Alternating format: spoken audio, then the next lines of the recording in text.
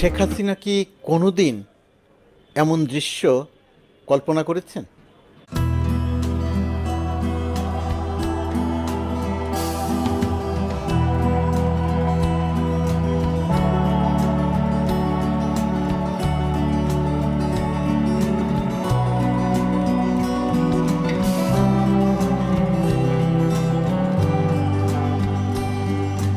আজ আমরা বিশেষভাবে সৌভাগ্যবান এবং সম্মানিত যে বাংলাদেশের তিনবারের নির্বাচিত প্রধানমন্ত্রী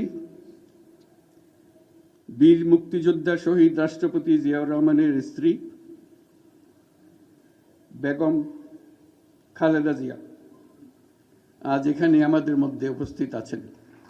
এক যুগ ধরে তিনি এই মহাসম্মেলনীতে অংশগ্রহণ করার সুযোগ পান নাই, আজকে সুযোগ পেয়েছেন। আমরা সবাই